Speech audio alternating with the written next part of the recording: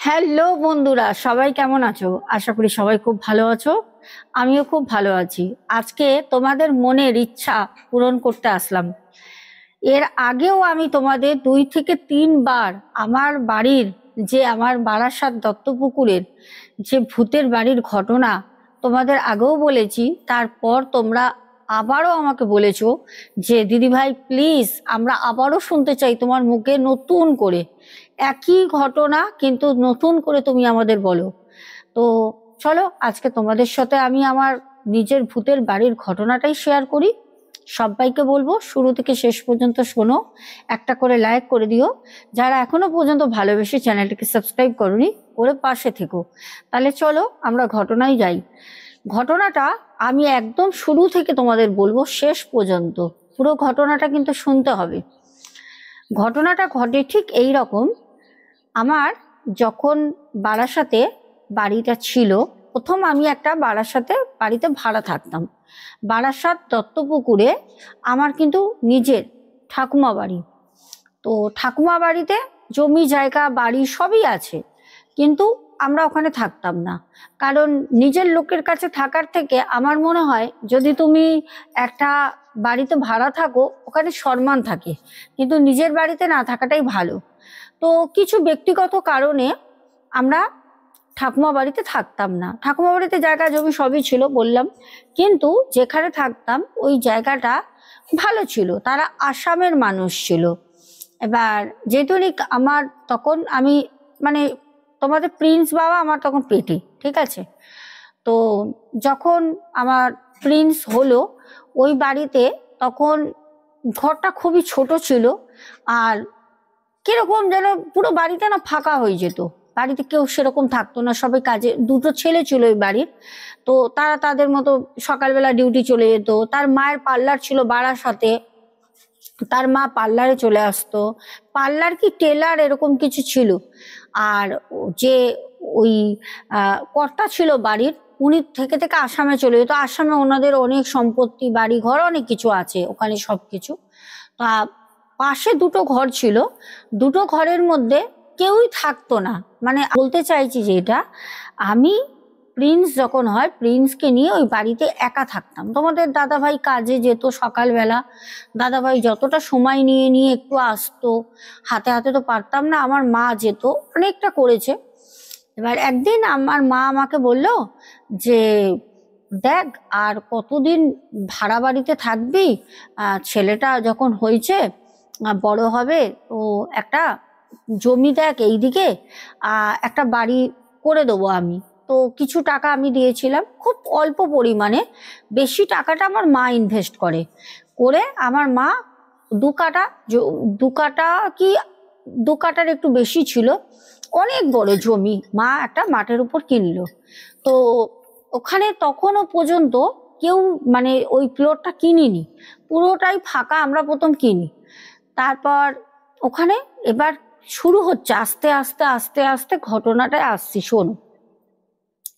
কেনার পর আমার মা বলল যে একটা কাজ কর, আমি বাড়ি করে দিচ্ছি, কিছু টাকা তোরা দে, আর কিছু টাকা মাসে মাসে ওই গোলা ওলা থাকে তো ইট বালি সিমেন্ট, ওখানে কিছু কিছু টাকা তোরা এরকম দিয়ে দিয়ে দিস, না পারলে আমি দিয়ে দেবো। কেন তখন কাজের তো তোমাদের দাদা ভাইয়ের কোনো একটা সঠিক কাজ ছিল না, ঠিক আছে, যেরকম পারতো সেরকম কাজ করতো। মানে একটা খুব সময়টা খুবই খারাপের মধ্যে ছিল, কিন্তু সময়টা খারাপ হলেও আমরা কিন্তু ভালো ছিলাম, খারাপ ছিলাম না, তাতেও আমরা খুব হ্যাপি ছিলাম। তো যখন বাড়ির জমিটা কেনা হলো, কেনার পর বাড়িতে তোমরা জানো যে মেঝে করা হয়, মেঝে করার পর জল ঢালা হয়। যখন জল ঢালা হয় তখন 2-3 দিন জলটা রাখতে, যাতে মাটি মানে সিমেন্টটা যাতে ফেটে না যায়, মেঝেটা, তার জন্য জল টল দিয়ে রাখতে সিলিংয়ে। তো সরি মানে সিমেন্টের মধ্যে। তা একদিন প্রচণ্ড মেঘলা বৃষ্টি পড়ছে, তা আমার মা গেছে, মা সেদিন রান্না করছে, প্রিন্সকে নিয়ে মা খেলা করছে বসে বসে কোলে, আর রান্নাও করছে। আর তোমাদের দাদা ভাই আমাকে বলছে যে চলো ছাতা নিয়ে বাড়িতে যাই। আমাদের যে বাড়িতে ভাড়া থাকতাম ওখান থেকে আমার ওই ভূতের বাড়ি, যেটাকে আমি নাম দিয়ে দিয়েছি ভূতের বাড়ি, তো সেই ভূতের বাড়ি পায়ে হেঁটে 5 মিনিটও লাগতো না, এতটাই কাছে ছিল। কিন্তু ফাঁকা মাঠের ওপর, পুরো ফাঁকা মাঠ, পেছনে পুকুর, বাঁশবাগান, গ্রাম সাইডে যেরকম হয়। আমি আর তোমাদের দাদাভাই যাই। তার আগেও যখন ভিত খোঁড়া হয়, যখন বলতে ভুলে গেছি, ভিত খোঁড়া হয় তখন অনেক না হাড় উঠেছিল। তখন মাকে জিজ্ঞেস করছে যে এই হাড়গুলো কেন? তখন মা বলছে আমি তো জানি না। সেই এরকম লম্বা লম্বা হাড়, মানুষের হাতের এইখান থেকে, হাতের কবজি থেকে এরকম হাড়, পায়ের হাড়, এরকম অনেক হাড় উঠেছিল। আমার মা তো এসব কোনো নলেজ নেই, আমার মা এসব বিষয় জানে না। তো যাই হোক, আমি কিন্তু প্রথম থেকে বলছিলাম যে এই বাড়িটা ভালো না, এখানে ভূত আছে। কারণ তোমরা জানো আমার একটা সুপার ন্যাচারাল পাওয়ার, যেটা ছোট্ট থেকে বিরাজমান, ছোট থেকে ভগবান আমার মধ্যে দিয়ে দিয়েছে। তা আমি কিন্তু বলছিলাম যে এখানে না আমার মনে হচ্ছে কিছু আছে। তো যাই হোক, আমার কথা কেউ কানে দেয়নি। তো আমি সেই দিন তোমাদের দাদা ভাইয়ের সাথে যখন ওই বাড়িতে যাই প্রথম, এবার বোঝো, তোমাদের দাদাভাই বললো যে প্রায় 4-5 দিন ধরে জলগুলো নিচে ধোয়া তো শ্যাওলা শ্যাওলা হয়ে গেছে, স্লিপ করছে। তো জল জমে থাকলে বুঝতে পারছো, এমনিতে তখন মানে মেঘলা ওয়েদার, বর্ষাকাল, আরো রোদ ওঠে না, শ্যাওলা হয়ে গেছে। 4-5 দিনে ছোট ছোট শ্যাওলা জন্মেছে। তো তখন ওই তোমাদের দাদাভাই বলছে যে শ্যাওলা হয়ে গেছে, এই জল তো মিস্ত্রি যখন বলবে খুলতে হবে, চলো তুমি আমি শ্যাওলাগুলোকে হাত দিয়ে পা দিয়ে ডলে দিই, নাহলে হয়তো আরো হয়ে যাবে। একটা নতুন বাড়ি, নিজেদের বুঝতেই পারছো, মাথায় এরকম কিছুটা ধারণা আসছে। তোমাদের দাদাভাইয়ের কথা মতো তোমাদের দাদাভাই রান্নাঘরে আর আমি বেডরুমে ঘষছি। হঠাৎ করে তোমাদের দাদাভাই বলছে এরকম করে উঠলো। আমি বললাম কি হলো? আমি তোমাদের দাদাভাইয়ের কাছে যখন আসলাম, দেখলাম কি বলবো, করে চিৎকার করতে করতেই সেকেন্ডের মধ্যে এসে দেখছি রান্নাঘরের একটা ঘরে দিয়ে না, ওই ইট দিয়ে আর বস্তা দিয়ে জলগুলো যাতে না বেরিয়ে যায় এক ঘর দিয়ে এক ঘরে, এরকমভাবে ব্যারিকেড মতো করা। রান্নাঘরটা আমার যথেষ্ট বড়, দেখলাম মানে হাত কেটে গেছে, জলটা লাল হয়ে গেছে ওইটুকুনি সময়। আমি কি রক্ত বেরোচ্ছে নাকি? বলছে দেখো না, ঘষ থেকে সিমেন্টের কোনো একটা চটা ছিল, হাতে লেগে কেড়ে আঙুলটা কেটে যায়, তখনও না রক্ত পড়ছে। আমি বলছি কি তুমি চলো, খুব অশুভ বাড়ি, তো ঢোকার আগেই রক্তপাত হচ্ছে। আমি এই কথাটা কিন্তু ঘরে দাঁড়িয়ে বলি। তারপর আমি ওখান থেকে চলে আসি ছাতা নিয়ে, তোমাদের দাদাভাইকে নিয়ে। আমি বললাম কিছু করতে হবে না, যাইরম আছে থাক, চলো বাড়ি চলো। এইবার হলো বাড়ি হতে গৃহপ্রবেশ করা হলো, সুন্দর করে নারায়ণ পুজো দিয়ে লোকজন আশেপাশে সব বলে সুন্দর করে বাড়িতে গৃহপ্রবেশ হলো। আমাদের ঠিক যে মাঠটা রয়েছে, শুধু আমার তো বাড়িটা মাঠের মধ্যে মাঝখানে, চারপাশে প্রচুর ফাঁকা জায়গা পড়ে। ওই যে মাঠ, রাস্তা দিয়ে এসে মাঠে ঢুকছি, ওইখানে একটা দোতলা বাড়ি মাস্টারদের ছিল, হয়তো তারা শুনলে পরে বুঝতে পারবে। তো ওখানে একটা বউ আমাকে বলছে, আমি দোকানে গেছি, বলছে তোমরা ওই বাড়িটা করেছো না ওখানে মাঠের উপরে? আমি বললাম হ্যাঁ। আমাকে বলছে এই মা, ওখানে বাড়ি কেউ করে জানো? ওখানে কি আছে? প্রিন্স আমার কোলে। আমি তখন বললাম কি আছে? আমি মানুষের সাথে তখন বেশি কথা বলতাম না, একদম চুপচাপ, কেউ কিছু বললে শুনে টুনে নিতাম, এরকম একটা মানে কিরকম শুরুতে ছিলাম। তখন বলছে আরে জানলা খুলে শোবে না, কোনো সময় জানলা খুলে রাখবে না, দেখবে সাদা সাদা লম্বা লম্বা মানুষ হাত টানবে পা টানবে, এইসব বলে না নিজে নিজে হাসছে। তা আমি তখন ওনাকে বললাম, আমার খুব রাগ হয় কথাটা শুনে, আমি তখন ওনাকে বললাম হাত পা তো আমার ধরে টানবে, আপনার অসুবিধাটা কোথায় হচ্ছে? বাড়িটা তো আমি করেছি, থাকবো তো ওখানে আমি, নয় ভূতদের সাথেই থাকবো। ওনার মুখটা না বন্ধুরা দেখার মতো ছিল, তোমরাও এরকম উত্তর দেবে কেউ এরকম ব্যঙ্গ করলে, দেখার মতো ছিল মুখটা। চুপচাপ হয়ে গেল আমার সাথে। আমি ওখানে ছিলাম প্রায় 2 বছরের কাছাকাছি, একদিনও আমার সাথে কথা বলিনি, একদিনও না। সেদিন ওনাকে যা দিয়েছিলাম কথার উত্তরটা, আর কথা কোনোদিন উনি বলেননি। ওনার বাড়ির প্রথম বাড়ি মানে আমি আমার মাঠ থেকে যে রাস্তায় পা দেবো সরু গলিতে, মানে দুদিকে যে বাড়ি শুরু হবে, কেন আমার মাঠের ওখানে আশেপাশে বাড়িঘর নেই, আমি একাই ছিলাম, পুরো মাঠ ফাঁকা, অন্ধকারে আমার বাড়ি তোমরা দেখতে পারতে না, পুরো মাঠে হারিয়ে যেত অন্ধকারে। তো আমি যে রাস্তায় পা দিতাম প্রথম বাড়ি ছিল ওটা, তারপর আস্তে আস্তে আস্তে আস্তে দুদিকে বাড়ি ছিল অনেক সরু গলির মধ্যে। এবার ঘটনা ঘটলো, আমার মা, আমার দিদি সব গৃহপ্রবেশ ওরা যায়। ওরা যাবার পর গৃহপ্রবেশ ঠিক এটা 2-3 দিন পরের কথা বলছি, তারা যায়, গৃহপ্রবেশ তো হয়ে যায়, চলে আসে, তারপর যায়। যাবার পর গরমের সময়টা ছিল, গরম গরম লাগছে ওই সময়টা, যখন মানে আমরা বাড়িতে ঢুকি আর কি, সেই কথাটা বলছি, গৃহপ্রবেশের পর সেই সময়টা বেশ হালকা গরম গরম ছিল। এবার রাতের বেলা শুয়ে আছি, আমার দিদি আমার মা মেঝেতে শুয়েছে। আমি ওদেরকে বললাম উপরে শুতে, ওরা বললো না ছোট বাচ্চা নিয়ে তুই জামাই উপরে শো, আমরা নিচে শুচ্ছি। তো আমি তোমাদের দাদাভাই আমরা উপরে শুয়েছি, আমার দিদি আর আমার মা নিচে শুয়ে রয়েছে। রাত 2:30 বাজে, ঠিক 2:30, আমার খুব ভালো করে মনে আছে, রাত 2:30 বাজে। হঠাৎ করে 2:30-র সময় রাতে লোডশেডিং হয়ে গেল। ওখানে ছিলাম আমরা প্রায় 2 বছরের কাছাকাছি, 2 বছর মানে 1 বছর 8 মাস 9 মাস হবে, 2 বছরের কাছাকাছি ছিলাম। তোমরা বিশ্বাস করবে না, কোনো মানুষ আমাদেরকে কারেন্ট দেয়নি। সবাইকে বলেছি তোমরা টাকা নাও, ওখানে তো মানে বুঝতে পারছো পঞ্চায়েত এলাকা তো, মিউনিসিপ্যালিটি হলে অনেকটা ইয়ে হয়, আমরা বলেছি, কিন্তু সবাই বলেছে হ্যাঁ দেবো, ঠিক আছে কোনো অসুবিধা নেই। ওখানে নেতা সবই ছিল, সবাই বললো হ্যাঁ ঠিক আছে একটা টাকা দিয়ে দেবে, হ্যান ত্যান, কিন্তু কেউ দেয়নি।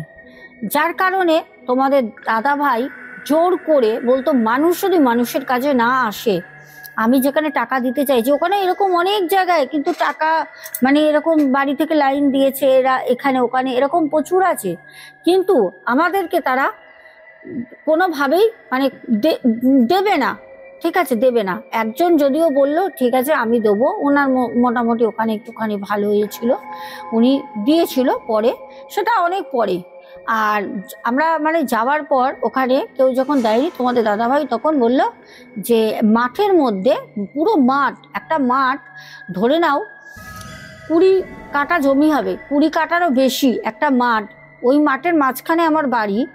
ওই মাঠে তোমরা বিশ্বাস করবে না, একটা লাইট নেই, একটা লাইট পর্যন্ত ওখানে নেই, বুঝতে পারছো এমন অবস্থা। তো সবাই তখন বললো, ওখানে কিছু মানুষ যারা পৌরসভা থেকে এসেছিল, তো তারা বললো যে আপনারা এরকম বাড়ি করেছেন, অ্যাপ্লাই করেন, ওখানে অ্যাপ্লাই করলে মানে যুগ কেটে যাবে। পঞ্চায়েত, হ্যাঁ হ্যাঁ, তো পঞ্চায়েত ছিল, তো বললো যে আপনারা অ্যাপ্লাই করুন, অ্যাপ্লাই করলে তো ওখানে দিতে দিতে তোমার যুগ কেটে যাবে। কেন বুঝতেই পারছো, আমি যখন বলছি 2003-এর ঘটনা, আজকে 2025, আর কদিন পর 26 পড়বে, তো যত দিন পিছিয়ে ছিল তো আমাদের কাজ বাজও সব কিন্তু তখন পিছিয়ে ছিল, এখন ফাস্ট হচ্ছে। যাই হোক, ভালো কথা। তা পরে দিয়েছিল। এবার আগের কথা যেটা আমি বলছি, কেউ দেয়নি তখন, ছোট বাচ্চা নিয়ে বাড়িতে আমি একা থাকতাম মাঠের মধ্যে। সন্ধ্যের পর পুরো বাড়ির পরিবেশটা ভুতুড়ে হয়ে যেত। যেই সূর্যাস্ত হলেও আমি তোমাদের বলে বোঝাতে পারবো না, ওই বাড়িতে আচ্ছা আচ্ছা মানুষ টিকতেই পারবে না। আমি টিকতে পারিনি, আমি নিজে, আচ্ছা আচ্ছা মানুষ কি টিকবে ওখানে? হ্যাঁ, এখন অনেকে বলতে পারে যে হ্যাঁ এই ওই সেই, কিন্তু দেখো যার সাথে যেখানে যেটা ঘটে তার থেকে ভালো কেউ কি বলতে পারে?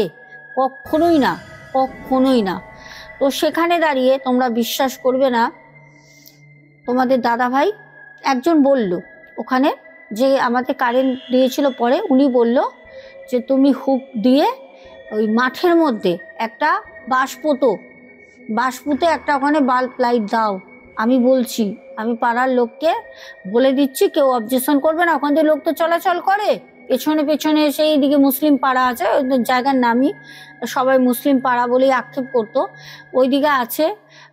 ওইখান থেকে লোকজন বাড়ির পেছন দিয়ে হাঁটা চলা করে টর্চ নিয়ে, অনেকেই অনেক সময় দেখতাম, খুব কম রাত বেরোতে, মানে শর্টকাটে যাওয়ার জন্য হয়তো, এমনি তো দিনের বেলাও কেউ চলতো না। তো উনি বলল যেখানে একটা পোস্ট, মানে পোস্ট তো না, মানে ওই তোমার লাইট আর কি, দেওয়া হোক বড় একটা বাঁশ পুঁতে। তোমাদের দাদা ভাই সেটা করলো, নিজেই করলো দাদা ভাই, কেউ অবজেকশন করেনি, কিন্তু কেউ খুব একটা খুশিও ছিল না। তো করার পর ওখানে তোমাদেরকে কি বলবো, ঘরে থাকতে পারতাম না, অদ্ভুত অদ্ভুত কিছু জিনিস ঘটতো, থাকতে পারতাম না। প্রথম প্রথম হতো না, পরে হতো, সেটা শুনলেও খুব অদ্ভুত লাগবে। এর আগেও আমি বলেছি, আমার ঘটনাগুলো মিলিয়ে শুনে নিও, আমার ঘটনাগুলো মিলিয়ে শুনে নিও। সেটা হচ্ছে তোমাদের মানে কি বলবো, আমার মা যখন যেত তখন আমার বাড়িতে একটা রত্না বলে মেয়ে আসতো। ও মামার বাড়ি হচ্ছে ওই গুমা বিরা ওই দিকে, দত্তপুকুর লাইনে, বনগা, বুঝতে পারছো? ওই দিক থেকে ও ওর মামার বাড়ি দিয়ে একটা অপরাজিতা ফুলের গাছের চারা এনেছিল। অপরাজিতা ফুল গাছের চারাটা ছিল হচ্ছে, সরি, দানা এনেছিল, চারা না। দানাটা ছিল ঠিক তোমার নীলচে নীলচে কালার, পুরো নীল না, সাদা সাদা নীল নীল কালার। আর এই রকম বড় হতো, মনে হতো যেন গোলাপ ফুল। 5খানা পাপড়ি হতো, বুঝতে পারছো? 5টা পাপড়ি, এই বড় বড় ফুল। তো প্রচুর হতো। তো আর ওখানে আশেপাশের মানে দূর দূর থেকে লোক না সকালবেলা আসতো। আমি তো অনেক সকালে উঠতাম, তোমাদের দাদাভাই 4টে 4:30-র সময় কাজে বেরিয়ে যেত, আমি সকাল সকাল উঠতাম। তখন দেখলে আমাকে বলতো, মা তোমার কাছ থেকে কটা ফুল নেব, ঠাকুরকে দেবো। আমি বলতাম নিয়ে যাবেন।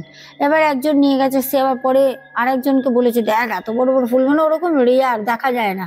তো সে আবার আরেকজনকে এনেছে, এরকম করে প্রচুর লোক আসতো, মহিলারা পেরে পেরে ফুল নিয়ে যেত। তা আমার মা বলল, এত লোকে ফুল নিয়ে যায়, নিজের ঘরে তো সিংহাসন আছে, আমি তো ছেলে নিয়ে ব্যস্ত, পারি না। খুব জ্বালাতো, বলছে ঠাকুরকে 2টো ফুল দিস, কি আছে, ধূপ ধুনো দিস, একা একা থাকিস মাঠের উপরে। এই যে আমি গাছের ফুল তুলে ঠাকুরকে ফুল দেওয়া, সূর্য অস্ত যাবার পর বাড়িতে ধুনো দেওয়া শুরু করলাম।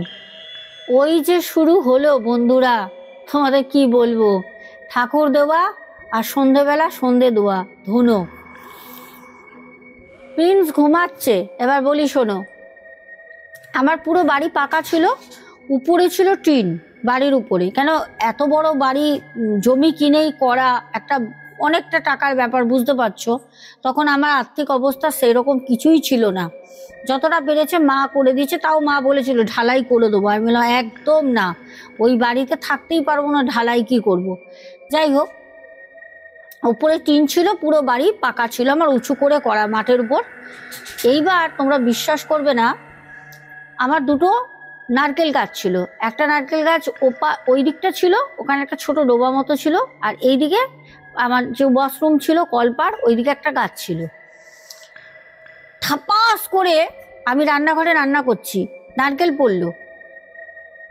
দোচালা যদি হয়, নারকেলটা পড়ে তো গড়িয়ে যাবে, ঘর করে টিনের চাল আওয়াজ হবে, সেইটা আওয়াজ হলো না। এটা একবার না, বহুবার জিনিস পড়তো, গড়িয়ে আর পড়তো না, ওখানেই যেন বসে গেল, পড়ে ওখানেই বসে যেত, গড়িয়ে আর পড়তো না, এরকম হতো। আমি আবার কি করলাম, ভাবলাম কি হলো, বাবু কি ঘুমাচ্ছে?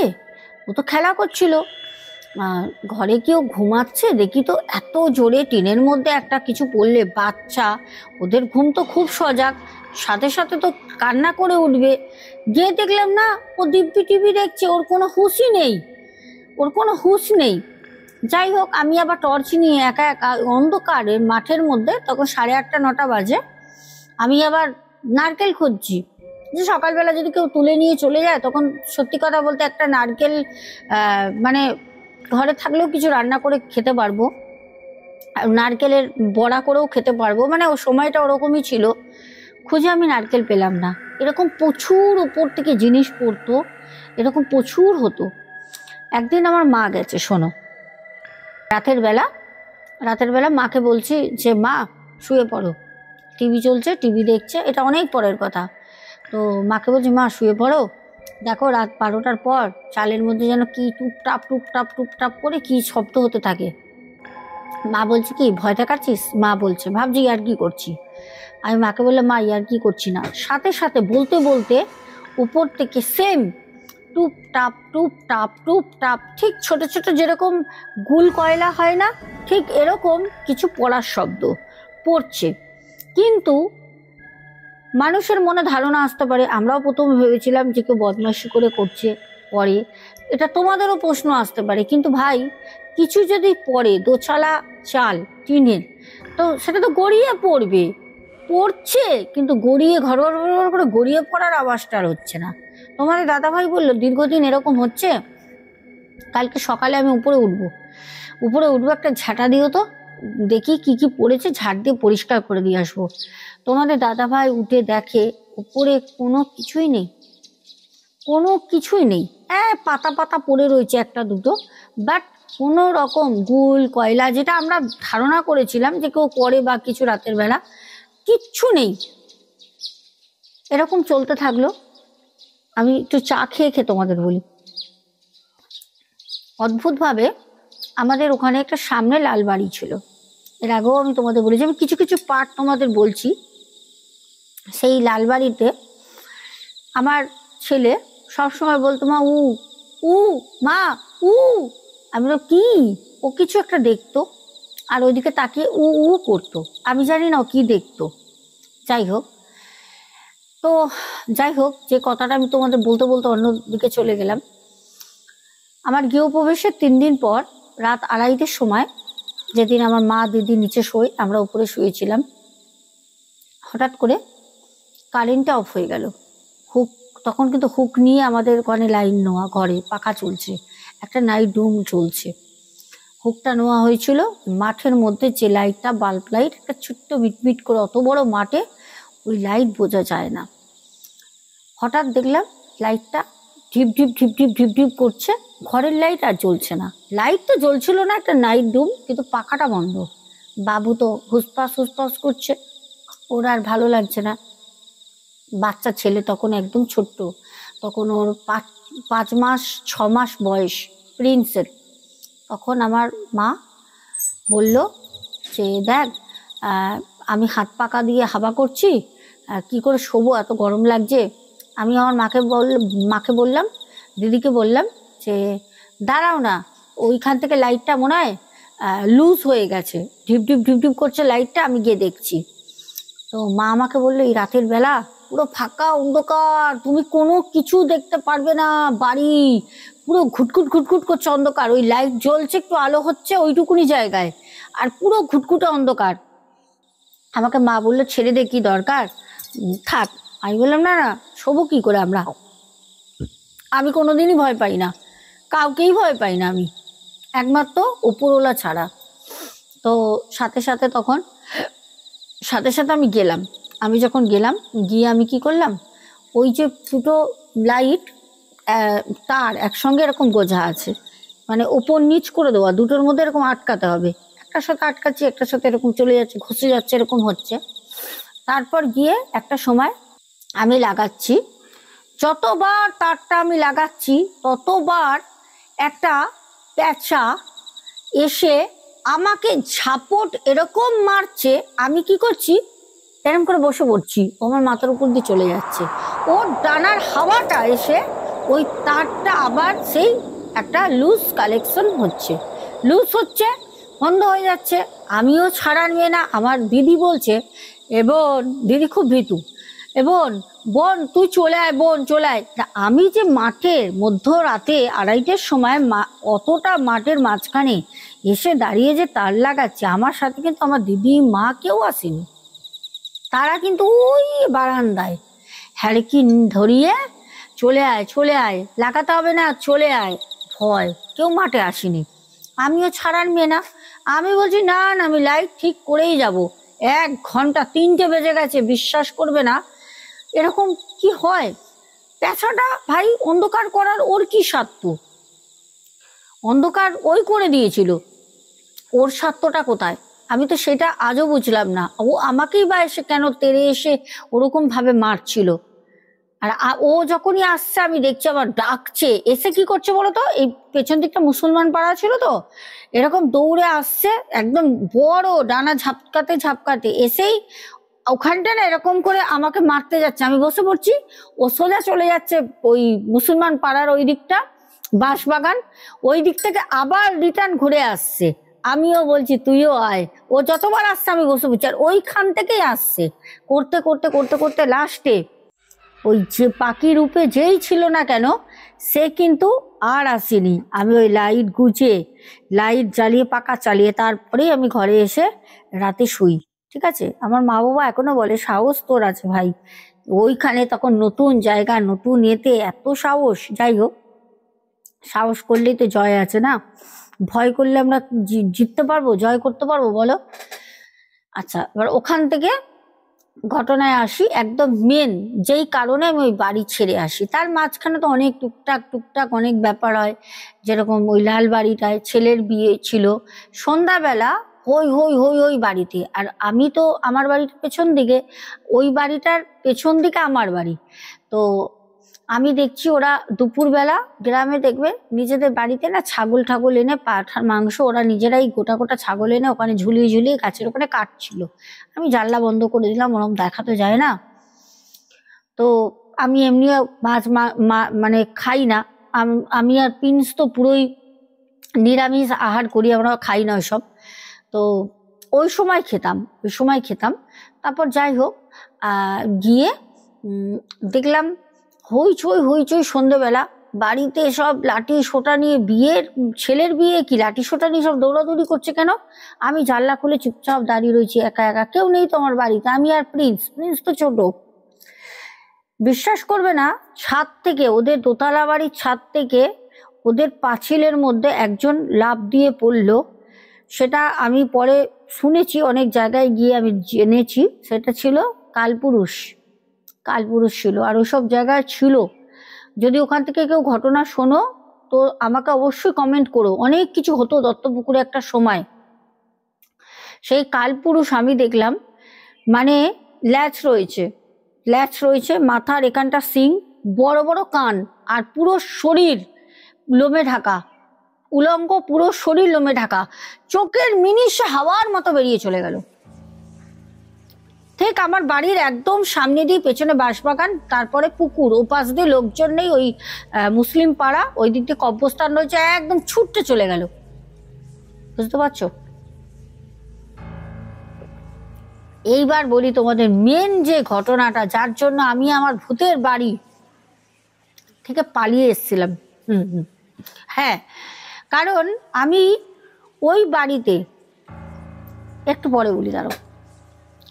এবার তোমাদেরকে মেন ঘটনাটা বলি, যে আমার ভূতের বাড়িতে অ্যাকচুয়ালিও কেন আমি ওখান থেকে চলে আসলাম। জন্মাষ্টমীর রাতে আমার সাথে কিছু অদ্ভুত ঘটনা ঘটে। তারপর আরও একটি ঘটনা ঘটলো। জন্মাষ্টমীর ঘটনাটাও আমার কাছে সেরকম কিছুই ভয় দেখাতে পারিনি যারা ওখানে ছিল, কিন্তু তারপর যে ঘটনাটা ঘটে তখন আমার আর ওখানে থাকাটা হয়নি। আমি যাবার পর আমার পাশে এক দিদি বাড়ি করলো। সেই দিদি বাড়ি করার পর আমাকে একদিন বলছে যে, বোন, তোমার দেখে আমি বাড়িটা করলাম, তুমি আমার সাথে থেকো।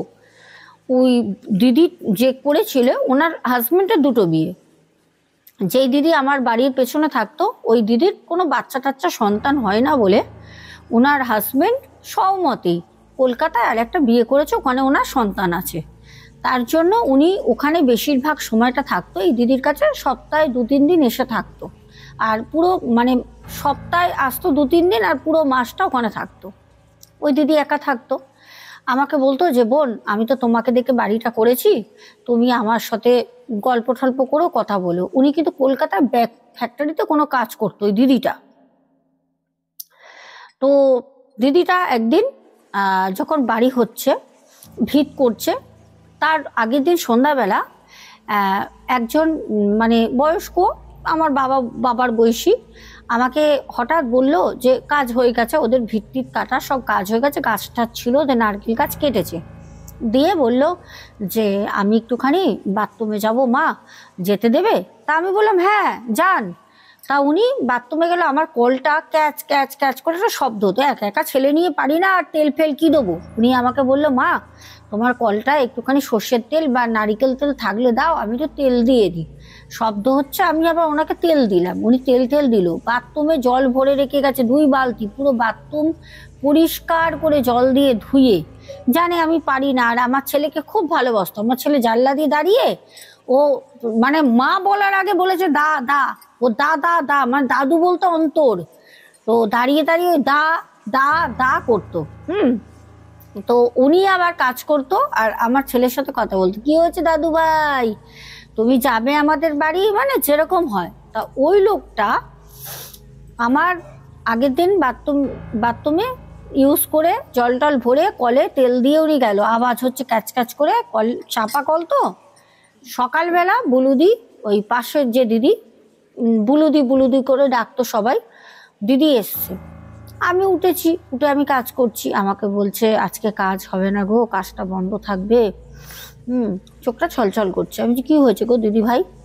তখন বলছে ওই লোকটার কথা যে কালকে আমার ওয়াশরুমে এসছিল, বলছে আসছিল সকালবেলা, পুরো লরি একদম পিষ্ট করে দিয়ে চলে গেছে, কুয়াশা, প্রচুর কুয়াশা ছিল, লরি পিষ্ট করে দিয়ে চলে গেছে। আমিও শুনে না কেঁদেছি জানো, কেন প্রিন্সের সাথে যখন আসতো কথা বলতো, খুব মানে খুব গল্প করতো, খুব গল্প করতো, বাবু কি হয়েছে বলো, এরকম খুব গল্প করতো। সত্যি খুব খারাপ লাগছিল, খুব খুব খারাপ লাগছিল সত্যি কথা শুনে খবরটা। তারপর সেদিনকে ওরকম ভাবে গেল। তারপরে বাড়িতে যখন ওই দিদি ভাইদের বাড়ি গোপাল ঠাকুর ছিল, যখন জন্মাষ্টমীর পুজো হয়, তখন আমার ছেলের দুটো দুটো 4টে দাঁত উঠেছে, উপরে দুটো নিচে দুটো, ওকে নিয়ে গেছি। যেতে ও তালের বড়া এখনো খুব ভালোবাসে, তালের বড়া, লুচি, মালপোয়া, পিঠে, এগুলো আমার ছেলে খুব ভালোবাসে এখনো।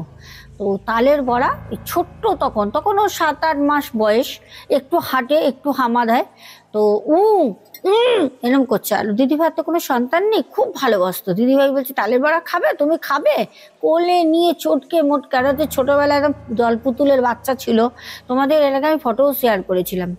তো এত মানে ওকে আদর করতো, ভালোবাসতো, কোলে নিয়ে খাবার চাবার। তেলের জিনিস তো এত তো ছোট বাচ্চাকে খাওয়ানো উচিত না। তো আমি দেখলাম বাড়িতে লোকজন আস্তে আস্তে পুজো হয়েছে আসছে, আর ও এদিকে খাবে বলে করেই যাচ্ছে। আমি নিয়ে পাশে চলে যাই, আর পাশেই তো আমার ঘর, গিয়ে আমি বসে আছি, দেখি তোমাদের দাদাভাই হাতে করে একটা তাল নিয়ে এসছে, কাজ ফেরত। আমি দেখে বললাম, কি গো ছেলে আজকে তাল তাল করে ওই দিদির বাড়ি থেকে যা করেছে, তালের বড়া খেয়েছে, তুমি আবার এনেছো? আমাকে বলছে কি, হ্যাঁ আমিও আসছিলাম, নিয়ে আসলাম শিয়ালদা দিয়ে। এবার এনে আমাকে বললো, মানা তুমি, আমি শাড়ি পরতাম তখন, আমাকে বললো তুমি একটুখানি দোকানে যাও তো, দোকানে গিয়ে একটুখানি সুজি আর মৌরি নিয়ে আসো, আর সব বাড়িতে আছে। আর আমি গেছি, জানো তো জল কাদা বৃষ্টি, মাঠের মধ্যে ক্যাট ক্যাট ক্যাট ক্যাট করতো। আর জন্মাষ্টমীর আগে পরে তো বৃষ্টি হবে না, এটা হতেই পারে না, হবেই। তা আমি ওই কাদা মাদা পাড়িয়ে শাড়ি তুলে কোনো রকম মাঠ দিয়ে গিয়ে ওই নিয়ে আমি এসছি।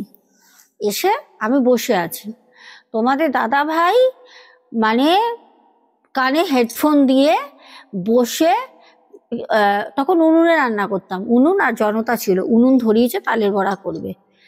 বিশ্বাস করবে না, আমি দেখলাম একটা বেশ লম্বা, 6 ফুট হাইটেরও বেশি লম্বা, একটু কুঁজো কেউ যেন আমার চোখের ঠিক এই পাশ থেকে, আমার যে গেটটা, এই পাশে তো গেট, মানে বাইরে আসা যাওয়ার যে গেটটা, কেউ যেন বাথরুমের দিকে চলে গেল, পেছন দিকে বাঁশবাগানের দিকে। আমি দেখে তোমাদের দাদাভাইকে বলছি, ওগো ওইদিকে না কে গেল গো, তো লম্বা একটা মানুষ। আমি দেখলাম, পরিষ্কার দেখেছি, কানে হেডফোন দিয়ে বসে আছে, কোনো রকম উত্তর দিচ্ছে না। আমি বারবার বলছি, আমাকে কি বলে জানো, তোর বাবা। বিলিভ করবে কি করবে না সেটা তোমাদের পুরো তোমাদের ব্যাপার। আমার কানে আসলো, বললো এই কানে, ঠিক পরিষ্কার আসলো, তোর বাবা, এরকম ভাবে। আমি বারবার যেইটুনি তোমাদের দাদাভাইকে বলছি কি গেল কি গেল, দেখলাম আমাকে বললো তোর বাবা। ইশারা, মানে একদম আমরা যেরকম মানে ফিস ফিস করে বলি না, ওরকম ভাবে। আমার পুরো শরীর পুরো অবশ হয়ে গেছে ওটা শুনে। আর আমি তো আমি মানুষ বলছি, তোর বাবা ওই কথাটা ওরকম ছিল, একটা হাওয়ার মতো কানে এসে পুরো শরীরে ঢুকলো কথাটা। যাই হোক, তারপর তো কোনো রকমে আস্তে আস্তে ওরকম করে ওখানে ছিলাম। দিয়ে বিশ্বাস করবে না, যেই দিন রান্না করছি, এইটা হচ্ছে লাস্ট আমার ওই বাড়িতে ডিসিশন থাকা, এরপর আর আমি থাকবো না। আমি রান্না করছি রান্নাঘরে, ছেলের তখন দুটো দুটো দাঁত উঠেছে, 4টে। ছেলেকে ছোলা কিনে দিতাম, অর্ধেক অর্ধেক ছোলা কুটকুট কুটকুট করে কামড়াতো কাঠবেড়ালির মতো। আর ওই টম এন্ড জেরি চলতো বাংলায়, টম এন্ড জেরি সিডি ডিভিডির মধ্যে চালাতাম টিভিতে, লাইন ফাইন তো সব ছিল না। আর বাবা মা একটা বড় টিভি দিয়েছিল, ওই ভিডিও করে টিভি, তাও মনে আছে। ওতে ওই ওই টিভিতে কার্টুন দেখছে ছেলে। আমি অনেকক্ষণ ধরে ডিম রান্না করছিলাম, ভাত রান্না করেছি ওই রান্নাঘরে বসেই। তারপর আমি ডিম ডিম রান্না করেছি জনতায় করতে। আমি কোন মানে ধ্যানে ছিলাম জানি না, হঠাৎ করে ধ্যান ভাঙলো। আমি বললাম বাবা, এতক্ষণ ধরে ছেলে মা বা কোনো কোনো শব্দ শুনলাম না, কি হলো? আমি সাথে সাথে যখন রান্নাঘর দিয়ে বেরিয়ে হচ্ছে আমার বেডরুম, এই বেরিয়েই বেডরুম ঘুরলে, আমি রান্নাঘর দিয়ে বেরিয়ে যেই এরকম ঘুরেছি বেডরুমে ঢুকবো, ওমা দেখি আমার ছেলে এক পাশে খাটের ওই রকম বসেই কার্টুন দেখছে।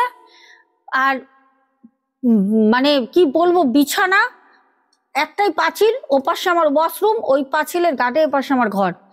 বিছানার মধ্যে একজন সাদা রঙের, পুরো ধপধপে সাদা একটা জানি না শাড়ি কি জানি না পোশাক পরা, চুলটা তার বিছানায় পড়ে, আমার দিকে তার পিঠটা, সে বসে রয়েছে। আমার ছেলে কিন্তু ওইখানে খাটে বসে রয়েছে, কিন্তু এক কোণে, যেখানে ওকে কোণে রেখেছি, কোণে বসে বসে ও কিন্তু ওর মতো করে টিভি দেখছে, সে ওরকম বসে রয়েছে। আমি তো মা, আমি তো ভয় পাইনি কে আছে কি। আমি সাথে সাথে, মা কি করে আগে সন্তানকে ধরে, যে আছে সন্তানকে আগে বাঁচাবো। আমি যখন ওখান থেকে এসে ছেলেকে আমি ধরি, আমার এই পায়ের এখানটা, যে হাঁটু, আমার বিছানার সাথে, আমার কাঠের বিছানা ছিল তো, বিছানার সাথে খাটের ধাক্কা লাগে। ছেলেকে যখন জড়িয়ে ধরি, দেখি কিচ্ছু নেই। আমি কিন্তু কোনো জায়গায় পালাইনি। ওই দেখার পরেও আমি ওখানে শুয়ে শুয়ে কার্টুন দেখেছি, ওর সাথে খেলা করেছি। কিন্তু এরপর থেকে শুরু হলো, ঠিক রাত 12টা বাজলে আমার ঘুম হতো না, কোনোভাবে আমি শুতে পারতাম না। আমাকে কেউ যেন উঠিয়ে দিত টেনে। আমি রাতের বেলা যেন 12টার পর মাঠে হাঁটতাম, বাথরুমে যেতাম, গ্রিল ধরে বাইরে মাঠের ওই অন্ধকার তাকিয়ে থাকতাম, জানি না কি আমার মধ্যে আসতো। তারপরে লাস্টে দেখলাম যে না, এমন হয়ে গেছিল আমি ঘর থেকে ওয়াশরুম পর্যন্ত যেতে পারতাম না, যেতে গেলে মাঠে দুবার বসতে হতো, দেয়াল ধরে ধরে যেতাম। বুঝতে পারছো? তখন আমার অনেক অল্প বয়স, ওই সময় এরকম হয়ে গেছিল। অনেক কিছু করা হয়, কিছু হয় না। তারপর লাস্টে মা বলল, মাকে আমি বলিনি, অত কষ্ট করে বাড়ি ঘর করে দিয়েছে, আবার বলবো? হ্যাঁ, মানে তাদেরও তো একটা পুঁজি রোজগার জমিয়ে রেখেছিল, সেই টাকাটা ইনভেস্ট করেছে। ভূত প্রেতের কথা বলবো? আমি চুপচাপ থাকতাম। একদিন সব বললাম, বাড়িতে এসে থাকতাম না, প্রায় চলে আসতাম। দিনের দিন ফোড়া, কারোর হয় দিনের দিন ফোড়া। এই আমার মুখটা দেখছো, কিচ্ছু নেই। রাতের বেলা শুলাম সুন্দর, মুখটা সকালবেলা উঠে দিকে এত বড় ফোড়া। আমি জানি না এরকম কারোর হয় নাকি, হলে আমাকে অবশ্যই কমেন্টে জানাবে। দিনের দিন ফোড়া। আমরা জানি কিছু হলে একটা ফুসকুড়ি হয়, ওটাকে যদি নাড়ানাড়ি করি ওটা দিয়ে ব্যথা হয়, ফোলে, আমরা জানি আস্তে আস্তে বাড়ে। কিন্তু একদিনে ফোড়া, পায়ে এত বড় ফোড়া, আমি হাঁটতে পারছি না। মুখের মধ্যে এত বড় ফোড়া, আমি খেতে পারছি না।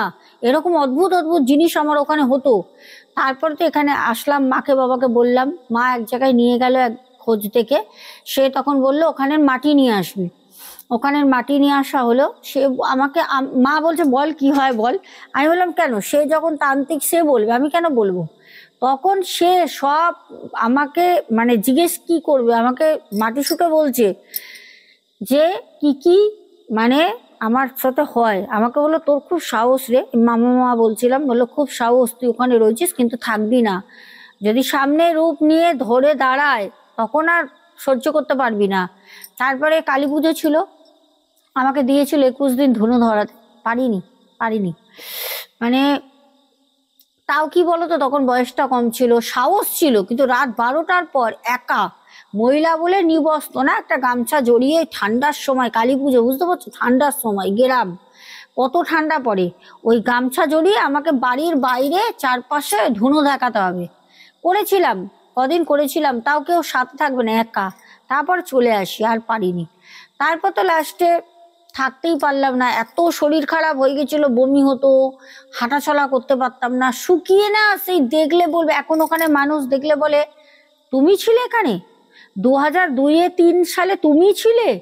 এখন দেখলে তারা বলে, এই গালগুলো না এরকম এরকম ঢোকা ছিল, এখন তো হবে না, এখন গোল হয়ে গেছে, এরকম ঢোকা ছিল, মানে বিকট অদ্ভুত হয়ে গেছিল দেখতে ওখানে থেকে থেকে। ঠিক আছে, এখনো ওই বাড়ি যে কিনেছে তারাও পর্যন্ত ওই মরা কাঠের মতো হয়ে গেছে দেখতে, পুরো মরা কাঠ, দেখলে বলবে যেন এই মাত্র শ্মশানে ছিল, শ্মশান থেকে বাড়ি আসলো, এমন অবস্থা হয়ে গেছে। আর পাশে যে বুলু দিদি থাকে, বাড়িতে তো নানা রকম তাবিজ কবর ঝুলিয়ে রেখেছে, জানি না এখন থাকে কিনা, জানি না, আমি বহু বছর বলতে পারবো না। ওই দিদি ভাই না, সেই গলাটা এরকম সরু হয়ে গেছে, বুকের না এই খাজাটা এরকম উঠে গেছে, পুরো কঙ্কাল। একবার গেছিলাম, তাও ওই জমি বিক্রি করে দেওয়ার 2004-5-এ জমিটা বিক্রি হয়েছিল, 4-এর দিকে। আমি গেছিলাম, ধরে নাও 2013 এরকম সময় আমি গেছিলাম, তখনই দেখেছিলাম দিদিভাইকে। জানি না দিদিভাই কিরম আছে, কি আছে, কোনোদিন অবশ্যই যাব। একদিন যাওয়ার খুব ইচ্ছা হচ্ছিল, ওখানে আমাদের অনুপম বিশ্বাস যে বোন, এই সরি ভাই, পল্লবী বোন, আমি ওদের কথা একদিন বলছিলাম। হ্যাঁ, ওরা আমার সাথে এই 2 দিন আগেও ভাই কথা বলছিল, অনুপম দেখলে বুঝতে পারবে। তো যেতে হবে, গেলে পারে তোমাদের অবশ্যই আমি ভূতের বাড়ির ফটো একটা দেখাবো, এখন ওরকমই আছে। যাই হোক, ওই ভাইকে অ্যাড্রেস দিয়েছিলাম, ভাই ভাই একদম সঠিকভাবে বুঝে গেছে, নিজেই বলে দিল, হ্যাঁ ওখানে একটা ভূতের বাড়ি আছে, মানে ওই বাড়িটা এখন ভূতের বাড়ি, যেটা আমি নাম দিয়েছিলাম ওটা এখন ভূতের বাড়ি কনফার্ম হয়ে গেছে ওখানে। আর বারাসাত দত্তপুকুরে প্রচুর ওরকম ভূতের বাড়ি আছে। আমার এক বান্ধবী, সেও আমাকে বলেছে যে আমি ওরকম একটা বাড়ি কিনেছিলাম, সেই বাড়িতে আমিও থাকতে পারিনি, ওই বাড়ি ওরকম বিক্রিও হয়নি, পড়ে আছে। আমাদের বাড়িটা তো বিক্রি করতে পেরেছিলাম লস করে, কিন্তু ওর বাড়ি বিক্রিও করতে পারিনি। যাই হোক, প্রিয় দর্শক বন্ধুরা, এইটাই ছিল আমার ভূতের বাড়ির ঘটনা। দেখো, ঘটনা বলতে গেলে 2 বছরের ঘটনা অনেক বড় হয়ে যাবে, ঠিক আছে? তো এত বড় ঘটনা তো বলা যায় না, আমি পাট পাট করে যেগুলো আসল জিনিস ঘটেছে, মানে যেগুলো খুব ভয়ের, সেগুলোই তোমাদের বললাম। কেমন লাগলো বলো। আর সবাই সাথে থেকো, ভালো থেকো, দেখা হবে আবার আগামীকাল। এখনো মতো tata, love you too, good night.